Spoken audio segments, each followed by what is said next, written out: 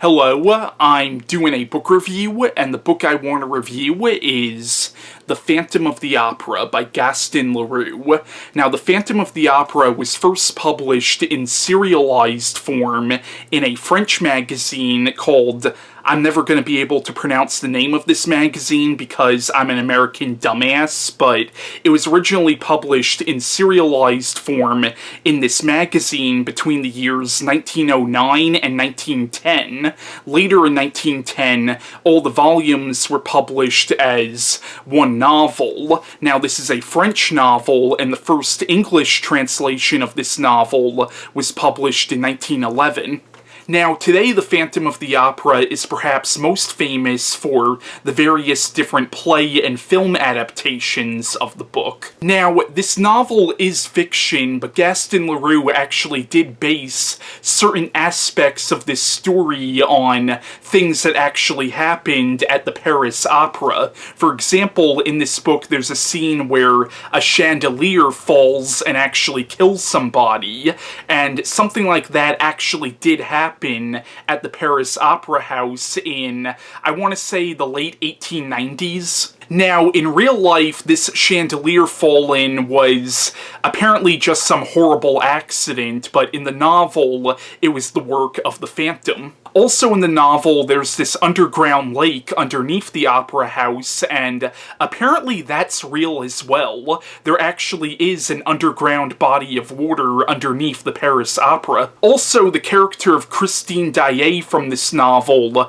was rumored to be based on real-life opera singer Christina Nilsson. Now, The Phantom of the Opera is considered to be one of the most famous horror novels of all time. It's probably never going to be as famous as books like Mary Shelley's Frankenstein, or Bram Stoker's Dracula, or Robert Louis Stevenson's Dr. Jekyll and Mr. Hyde, but it's definitely up there, though. Although, in the case of this book, I really do feel like more people are familiar with the story of The Phantom of the Opera because of the various different film adaptations than they are with the actual novel. Now, the plot of The Phantom of the Opera is it's set at the Paris Opera House, and it begins where the stagehand is found dead. Now, in the beginning of the novel, it's unclear whether this was a murder or a suicide. However, many of the people working at the Opera House believe that this death was the work of the opera ghost. Now, in the novel, you realize that for a number of years, there have been rumors that the opera house is haunted by a ghost. Now, later on in the novel, you come to realize that this ghost, or this phantom, is actually a deformed man named Erik, who has been living underneath the opera house, and because he is a master magician, he has been able to make it appear as if he has supernatural powers, when in reality, it was just very clever trickery. Now, a lot of the novel follows this young opera singer named Christine Daae, who is secretly being tutored by what she believes at first to be an angel of music sent from heaven by her deceased father, but as the book goes on, she comes to realize that this angel of music is actually this man named Erik, who is also the opera ghost. Now, in the novel, you realize that Erik has fallen in love with Christine, and he has become madly obsessed with her, and basically he's sent in threatening letters to the owners of the opera house, telling them that if they don't make Christine the lead role in the operas that they show there, then he will sabotage the productions, and he does, and this results in a number of tragic deaths. Now, in the novel, once Christine realizes that Erik is not an angel, nor is he a ghost for that matter, he's now threatening that he will kill a lot of people unless Christine marries him. Now, the novel also follows this young man named Raoul, who is Christine's childhood friend, and who you realize is really just as obsessed with Christine as Erik is, and in the novel, Raoul tries to stop Erik. Now, The Phantom of the Opera is definitely a very good book, and I could totally see why this book is considered to be a classic, and what I do like about this book is it's so much more than just a horror story. it's also very much a gothic romance novel, and it's also a very tragic character drama about this man, Erik, who was born with this horrible deformity, and you realize that he has a beautiful singing voice and is tremendously musically talented, and you realize had he been born quote-unquote normal, he probably would have been a high member of society, but unfortunately because of how he was born and because of how he was brought up, he was really kind of shaped into the monster that you see in this story. Now, I can't say it's a perfect book. Like, some of the characters are a little more developed than others, and also it is very melodramatic, but then again, you could also make the argument that the melodrama works in the book's favor because it kind of adds to the whole operatic theme of the novel. Also, a lot of books written at this time were very melodramatic. I guess that was just like a literary style at the time, so I don't know how much I could really criticize this book for its melodrama. Now, I will say for the most part, the main cast of characters in this novel are fairly interesting. Like, the character of Christine, she is an interesting character, and she is a likable character for the most part. I'll admit, there were a few things here and there that did kind of make me raise my eyebrows a little bit, but for the most part, she is a very likable character. Like, the things that sort of made me raise my eyebrows were the fact that you find out in the book that when she first met Erik and she thought he was the angel of music, it turns out that before she met Erik, she already heard the stories of the opera ghost, yet she did not make that connection between the angel of music and the opera ghost, and I'm like, really? That's like the first thing that I'll be thinking about. Another thing that sort of makes me raise my eyebrows is the fact that she's so quick in the beginning to believe that Erik is really this angel sent from heaven by her father. Now, in the book, you find out that before her father died, her father said that he will send an angel of music down from heaven to teach her how to sing better. And the fact that she was so quick to believe that Erik was the angel of music, once again, is a little, like, eyebrow-raising, but at the same time, though, given the time this book was written, I don't know if, like, at that time people were more inclined to believe in something like that. Also, the book does explain that her father was a very superstitious man, so I guess the way she was brought up, I guess you could buy that maybe she could believe in the beginning that Erik really is an angel. But once again, she's still a very likable character, but another thing about her character, and this is where you could tell this is definitely a book written in a different time, the character of Raoul, her childhood friend, she realizes how obsessed he is with her, and there's a certain point in this novel where he more or less admits to her that he was stalking her, and she's perfectly cool with that. Like, she's annoyed with him at first, but it's only just annoyance. Like, she's still kind of cool with that, and that's where you could definitely tell this book was written in a different time. And that brings me to the character of Raoul, who personally is my least favorite character in the book. Honestly, I found him to be kind of a whiny bitch. And I also found him to be kind of a creep, too, because he's outright, like, when he follows Christine to her dressing room, he's outright, like, listening in on her, and that's how he first finds out about the Phantom, and it's like, I understand that he's concerned about Christine's safety, and you do realize that he does care about Christine, but I just personally found the character to be kind of a creep, and also kind of a whiny little bitch. Now, one of my personal favorite characters in this book is a character called the Persian. Now, I don't want to give too much away about this character, but he is a very interesting character. But I would say definitely the most compelling character in this novel is the villain, Erik, who is, even though he's the villain of the story, he's still a very sympathetic character.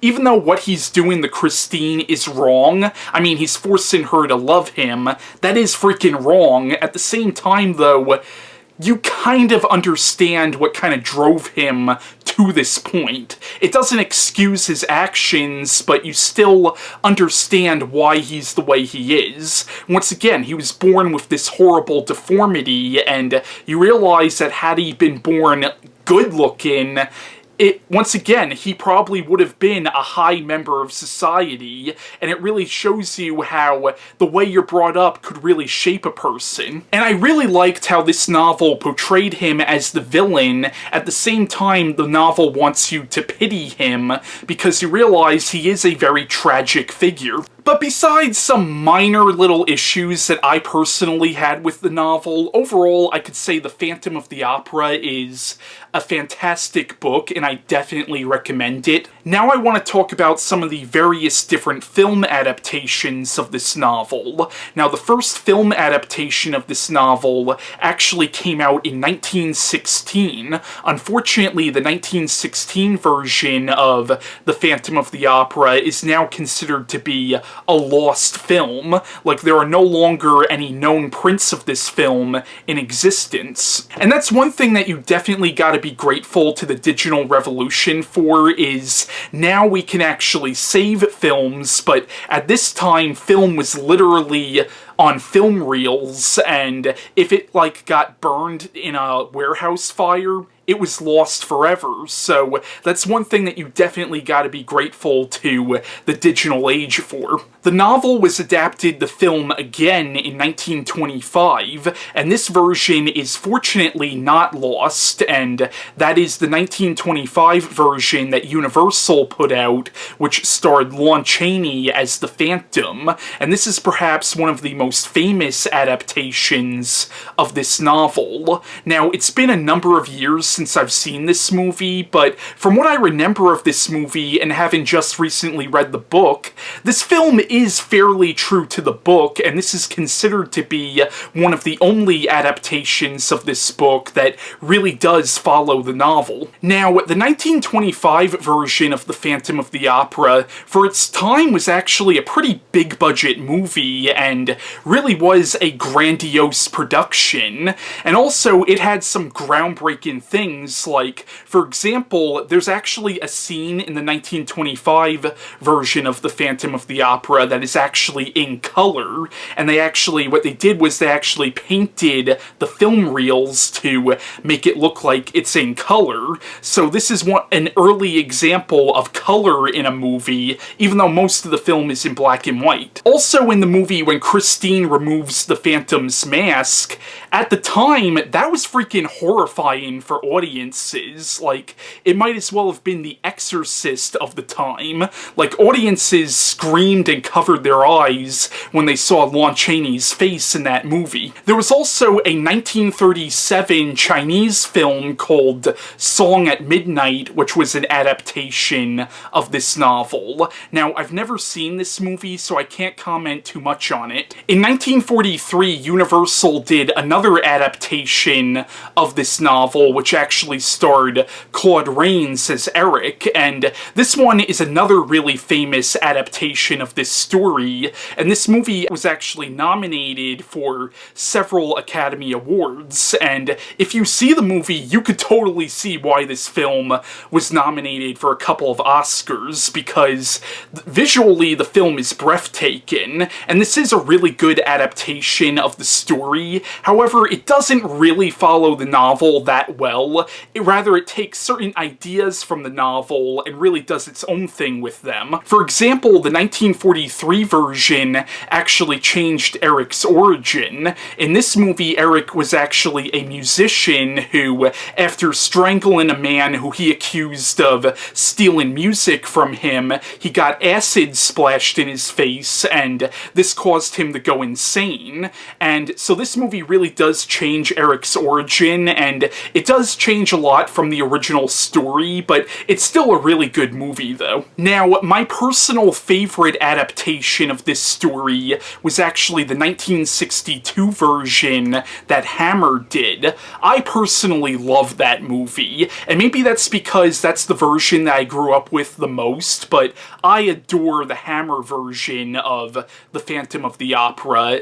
and that one actually had some pretty beautiful music in it. Another really famous adaptation of this story is Brian De Palma's 1974 film Phantom of the Paradise, which of course was only loosely based on this story, and that one was actually done as sort of a horror movie slash rock musical, and that is a really good movie, and it also incorporates elements from the Faust legend. There was also a 1989 version with Robert Englund as the Phantom. Even Dario Argento did his own version of the Phantom of the Opera in the late 90s. Another adaptation of the Phantom of the Opera that I remember from when I was a little kid was this cheesy made-for-Disney Channel movie called The Phantom of the Multiplex. Now, I'm skipping over a lot of other adaptations of this story. I'm just naming some of the key ones. Now, perhaps the most famous adaptation of this story